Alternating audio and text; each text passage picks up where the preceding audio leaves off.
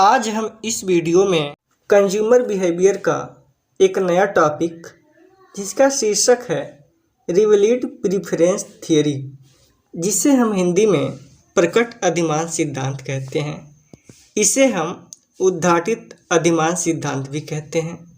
इस सिद्धांत को 1948 ईस्वी में प्रोफेसर सैमुअल्सन ने दिया था। चलिए इस सिद्धांत को हम देखते हैं। पहले इसका हम इतिहास समझते हैं।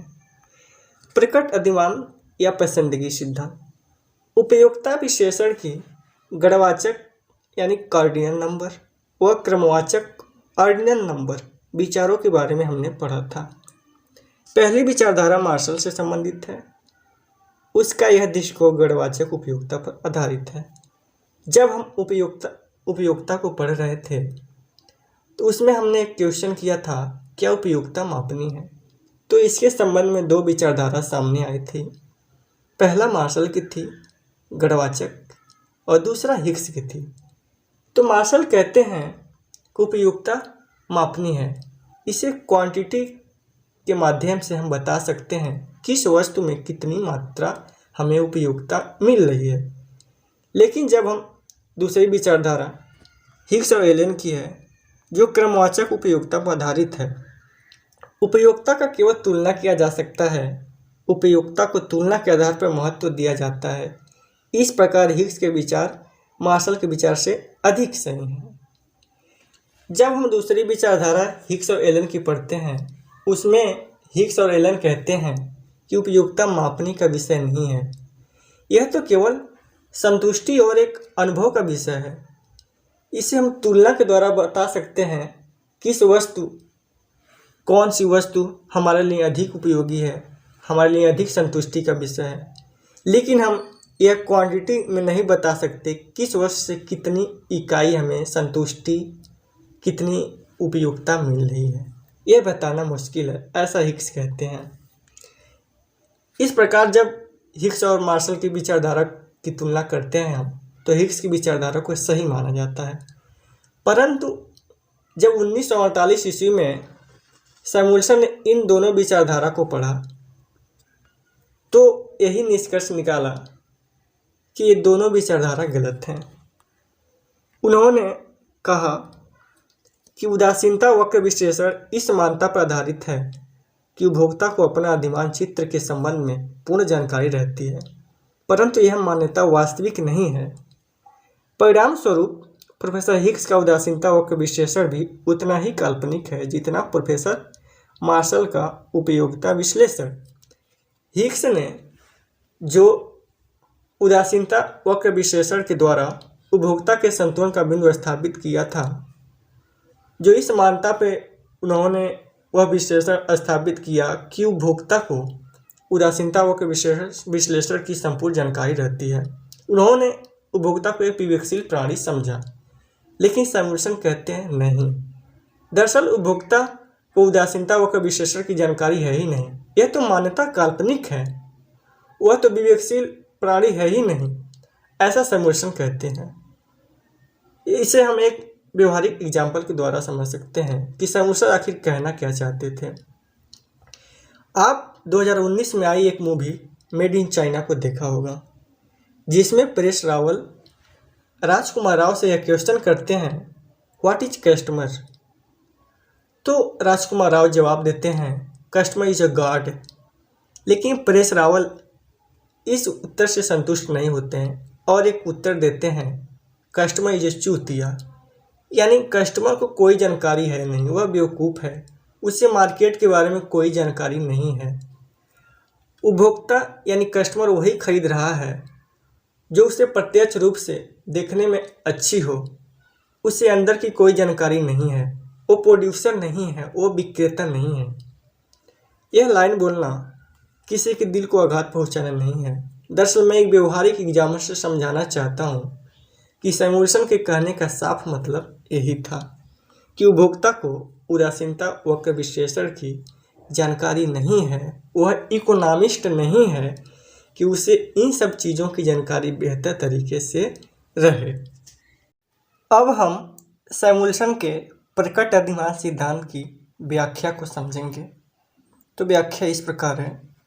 उपभोग करते समय उपभोक्ता के सामने एक नहीं अनेकों संयोग हो सकते हैं। वह उन संयोगों में से किसी एक संयोग को क्रय करता है। उपभोक्ता अन्य संयोगों की अपेक्षा किसी निश्चित संयोग को ही क्यों क्रय करता है? इस प्रश्न के उत्तर में प्रोफेसर सैमुअल्सन ने 2 कारण बताए हैं। पहला है, क्रय किए जाने वाला संयोग शेष संयोगों की अपेक्षा अधिक उपयोगी है। या दूसरा कारण हो सकता है, क्रय किए जाने वाला संयोग शेष संयोगों की तुलना में सस्ता हो। यानी यदि उपभोक्ता के सामने चॉइस का कई बिंदु हो, तो यदि किसी निश्चित संयोग को वह चुनता है, तो इसका मतलब ये हो सकता है, ऐसा 2 कारण हो सकता है, ऐसा सैमुअल्सन कहते हैं। पहला कारण हो सकता है कि वह बिंदु अन्य संयोगों से बेहतर हो, या दूसरा कारण हो सकता है कि उस बिंदु पर मिलने वाला वस्तु दूसरे वस्तुओं की अपेक्षा सस्ती हो, ऐसा सैमुअल्सन कहते हैं। सैमुअल्सन ने एक रेखाचित्र के माध्यम से बताने का प्रयास किया है किस प्रकार से उपभोक्ता अपने एक निश्चित बिंदु को चयन करता है। इस रेखाचित्र में हम देख रहे हैं कि x अक्ष पर x गुड्स और y अक्ष पर y गुड्स है। एक कीमत लाइन यानी बजट लाइन जो उपभोक्ता की आय को दर्शाएगी, जो PL है। हमने बजट लाइन की व्याख्या पिछले वीडियो में बताई है, बजट लाइन क्या होती है। हम देख रहे हैं कि उपभोक्ता की बजट लाइन यानी कीमत रेखा पर 3 बिंदु ABC हैं। इनमें से एक निश्चित बिंदु A को चयन करता है। A को चयन करने के कारण ये हो सकता है कि ABC में से A उसको एक ऐसा बिंदु मिला होगा जो BC से बेहतर A लगा होगा। C भी एक बेहतर बिंदु नहीं होगा और B भी एक बेहतर नहीं बिंदु होगा। उपभोक्ता ने A को चयन किया है। उपभोक्ता ने HJI को नहीं चयन किया क्योंकि यह बजट लाइन के ऊपर है, यानी उपभोक्ता की हैसियत से बाहर है। उसके पास तो केवल PL कीमत रेखा है, उतनी आय है उसकी। HJI को वह खरीद नहीं सकता, वह महंगी है। और जहाँ तक हम FDEG की बात करें तो यह बजट लाइन के नीचे है, यानी उसकी कम ही आय में यह वस्तु मिल जाएगी। ऐसा उपभोक्ता कहता है कि यह वस्तुएं इन्फीरियर हैं, GEDF, यानी यह घटिया वस्तुएं हैं। और जो HJI है, जिससे नहीं खरीद पाया, उसे वो महंगी वस्तु समझता है। यानी 2 कारणों से इन वस्तुओं को त्याग देता है। पहला कारण बताता है कि HJI महंगी है, नहीं खरीद पाया, और GEDF एक घटिया वस्तु है। इस प्रकार से उपभोक्ता को A बिंदु ही एक अच्छा बिंदु लगा, और A पर जब उसका एक संयोग बिंदु स्थापित हो जाता है तो A पर उसे x की ON मात्रा और y की OM मात्रा मिलती है। इस प्रकार से हमने प्रकट अधिमान सिद्धांत के द्वारा, एक रेखाचित्र के द्वारा हमने यह समझा कि किस प्रकार से उपभोक्ता के सामने कई संयोग बिंदु हैं, लेकिन उनमें से वह किसी एक बिंदु को चुनता है जिस पर उसकी पसंदगी अधिक रहती है। वह समझता है कि वह बेहतर बिंदु को चुन रहा है। इस प्रकार से हमने रेखाचित्र के माध्यम से समझा।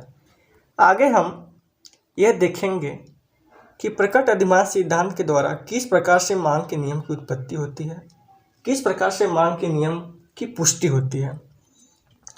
तो प्रोफेसर सैमुअल्सन ने अपने प्रकट अधिमान विश्लेषण की सहायता से मार्शल के मांग के नियम को निकाला है। चूँकि हम जानते हैं मांग का नियम यह होता है कि जैसे जैसे किसी वस्तु की कीमतें लगातार बढ़ती हैं, वैसे वैसे उपभोक्ता उन वस्तुओं की मांग को घटा देता है, और यदि मांग बढ़ाता है तो इसका मतलब ये हुआ कि वस्तुओं की कीमत घटी है। सैमुअल्सन ने इस विश्लेषण में धनात्मक मांग के आय-लोच का आधार लिया है। इसे मांग प्रमेय अथवा उपयोगिता सिद्धांत का आधारभूत प्रमेय कहते हैं। आधारभूत प्रमेय बताता है कि धनात्मक आय-लोच ही ऋणात्मक मूल्यलोच है, ऐसा सैमुअल्सन कहते हैं। और उनका मांग प्रमेय उपयोगिता सिद्धांत का आधारभूत प्रमेय था, जिसे उन्होंने धनात्मक आय लोच को ऋणात्मक मूल्यलोच कहा। इसे समझाने के लिए उन्होंने एक रेखाचित्र का सहायता लिया। इस रेखाचित्र में हम देख रहे हैं कि x और y अक्ष पर क्रमशः x गुड्स और y गुड्स हैं। शुरू में कीमत रेखा AB है। जब AB थी तो वह संयोग बिंदु E पर वह वस्तुओं को खरीद रहा था, यानी संतुष्टि का बिंदु E है। लेकिन अब जैसे ही x गुड्स की कीमत बढ़ गई, कीमत बढ़ेगी, स्वाभाविक है कि x गुड की मांग वह कम करेगा, कम खरीदेगा। अब वह इसके बदले y गुड्स को खरीदना चाहेगा, चूँकि y गुड्स की कीमत पहले इतना ही है। जब कीमत बढ़ी x गुड्स की तो उसकी क्रय शक्ति घट गई, तो कीमत रेखा मूल बिंदु की ओर खिसक कर AB1 हो गई। तो सैमुअल्सन कहते हैं कि उपभोक्ता पहले इतना ही वस्तुएं खरीद सके, इसके लिए उसे इतनी मौद्रिक आय दी जाए, इतना उसकी मौद्रिक आय बढ़ाया जाए कि वह ई पर संतुष्टि पहले इतना प्राप्त कर सके। तो इसके लिए हमने AB1 के समांतर मूल बिंदु से दूर एक नई कीमत रेखा A1L खींचा है, जो पहले संयोग बिंदु ए से गुजरा है, ई से गुजरने का मतलब यह है कि वह ई पर भी अपना संयोग स्थापित कर सकता है। हम देख रहे थे कि जब उसका संयोग बिंदु ई था, यानी AB कीमत रेखा पर ई है, ई पर था, इसका मतलब ये हुआ कि AB कीमत रेखा के नीचे सभी वस्तुएं इन्फीरियर हैं, उससे घटिया वस्तु समझ रहा है। AB पर जो बिंदु ई है उसे बेहतर समझ रहा है। जब हम A1L नई कीमत रेखा खींचते हैं जो ई से गुजर रही है, तो A1L पर उपभोक्ता कहीं चाहे तो अपनी फिर से संतुष्टि स्थापित कर सकता है और पहले से अधिक या पहले इतना वह संतुष्टि प्राप्त कर सकता है। यदि हम चाहें A1L पर कि EL पर कहीं संतुष्टि स्थापित करें तो ऐसा नहीं होगा, क्योंकि जब पहले संतुष्टि E थी जो AB लाइन पे है, तो AB लाइन के नीचे सभी भाग यह व्यक्त करेगा यह इन्फीरियर वस्तु है, ऐसा उपभोक्ता सोचता था पहले जब संतुष्टि बिंदु उसकी E थी। और जब A1L नई कीमत रेखा हुई तो हम यह चाहें कि EL पर वह कोई संतुष्टि बिंदु अपना स्थापित करे, तो ऐसा नहीं है, क्योंकि वह AB के नीचे है जो इन्फीरियर पहले ही मान चुका है। तो इसकी नई संतुष्टि बिंदु A1E के बीच होगी। तो उपभोक्ता E को चुनता है, E को चुने तो उसे अधिक संतुष्टि मिलेगी पहले इतना ही, या तो वह A1 या E के बीच इन्हीं भागों के बीच किसी बिंदु पर वह अपनी संतुष्टि बिंदु स्थापित कर सकता है। यह रही जब x वस्तु महंगी हुई तो किस प्रकार से उपभोक्ता की संतुष्टि का बिंदु स्थापित हुआ, या किस प्रकार से उसकी वास्तविक आय घट गई, तो उसे अतिरिक्त मौद्रिक आय इतना दिया गया कि पहले इतना ही वस्तुओं को वह खरीद सके, पहले बिंदु पर वह अपनी संतुष्टि को स्थापित कर सके। अब हम यह देखेंगे कि किस प्रकार से एक्स गुड्स की कीमत में कमी होने पर उपभोक्ता का संतुलन बिंदु स्थापित होता है, किस प्रकार से वह नया संयोग बिंदु चुनता है। इसके लिए हमने एक रेखाचित्र बनाया है जो सैमुअल्सन का ही रेखाचित्र है। एक्स और वाई इस पर क्रमशः एक्स गुड्स और वाई गुड्स हैं। पहली शुरुआत में ही जब उसका संतुष्टि का बिंदु ई था, यानी जब कीमत रेखा ए बी है, यानी ए बी पर एक बिंदु ई जो संतुष्टि का बिंदु है उसका संतुलन का बिंदु है। यहाँ पर हम ए बी और A2L का कटान बिंदु उसे ही हम ई मान रहे हैं, ई चूँकि हमने लिखा नहीं है। ए बी एक बजट लाइन है, जो ए बी पर ई बिंदु है, संतुष्टि का बिंदु है। लेकिन जैसे ही एक्स गुड्स की कीमत में कमी हो गई तो स्वाभाविक रूप से उपभोक्ता एक्स गुड्स को अधिक खरीदेगा और उसकी बजट लाइन मूल बिंदु से दूर यानी बाएं तरफ खिसक कर AB1 हो जाएगी। अब उसकी क्रय शक्ति चूँकि बढ़ गई है और उसकी क्रय शक्ति को इस प्रकार से कम किया जाएगा कि उपभोक्ता पहले इतना ही वस्तुओं को खरीद सके, यानी पहली वाली संतुष्टि का बिंदु वह प्राप्त कर सके। तो इसके लिए हमने AB1 के समांतर मूल बिंदु की ओर एक नई बजट लाइन A2L खींची है, जो AB को टच करती है, यानी ई बिंदु से जा रही है, जो उसका पूर्ववत संतुष्टि का बिंदु था। ई बिंदु से हम इसलिए गुजार रहे हैं कि पहली जो संतुष्टि का बिंदु है पुनः उस पर वह उसे चुन सके, इसलिए हमने A2L को ई से गुजारा है। अब हम देख रहे हैं कि A2L के किसी भी बिंदु पर वह नया संयोग बिंदु वह चुन सकता है, लेकिन जब उसकी पुरानी बजट लाइन AB थी तो AB पर ही वह बिंदु E को चुना था और AB के नीचे जो भी भाग था वह इन्फीरियर वस्तु को शो कर रहा था, ऐसा उपभोक्ता सोचता है। यानी वह मानता था कि AB के नीचे सभी वस्तुएं घटिया वस्तुएं हैं और E बिंदु को चुना था। जब हम A2L के किसी भाग पर या किसी बिंदु पर A2L के किसी भाग पर एक बिंदु को चुनना हो तो उपभोक्ता A2E के बीच किसी बिंदु को नहीं चुनेगा, क्योंकि AB के नीचे सभी भाग को वह पहले ही इन्फीरियर मान चुका है। तो स्वाभाविक है कि वह EL पर ही किसी बिंदु को चुनेगा। इस प्रकार से हम कह सकते हैं कि EL के बीच ही जो भी बिंदु होगा उसके लिए सर्वोत्तम का बिंदु होगा, वह चाहे तो E पर भी रह सकता है। तो ऐसा मान लीजिए कि वह E बिंदु को ही फिर चुनेगा और पूर्ववत ही जितनी वस्तुओं का वह क्रय कर रहा था या खरीद रहा था उतना ही अब भी खरीदेगा, उतना ही पाएगा। इस प्रकार से हमने देखा कि किस प्रकार से एक्स गुड्स की कीमत बढ़ी थी तो उपभोक्ता एक्स गुड्स की मात्रा को कम कर दिया था, और फिर हमने देखा किस प्रकार से एक्स गुड्स की कीमत सस्ती हुई तो उपभोक्ता एक्स गुड्स की मांग को यानी मात्रा को बढ़ा दिया। चूँकि मांग का नियम भी यही बताता है कि यदि किसी वस्तु की कीमत में वृद्धि हुई तो उसकी मात्रा को उपभोक्ता कम कर देगा, और यदि मात्रा को बढ़ाता है तो इसका मतलब यही होता है कि वस्तु की कीमत घटी है। इस प्रकार से दोनों रेखा चित्रों के माध्यम से सैमुअल्सन के सिद्धांत से मार्शल की मांग के नियम की पुष्टि होती है।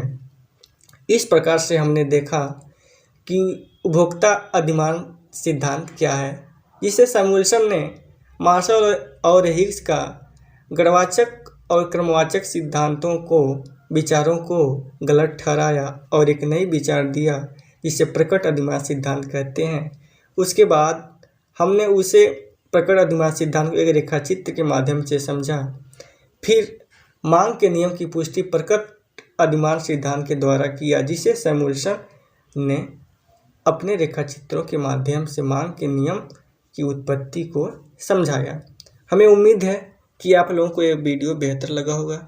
यदि बेहतर है तो लाइक, कमेंट, सब्सक्राइब और शेयर ज़रूर करें। Thanks for watching.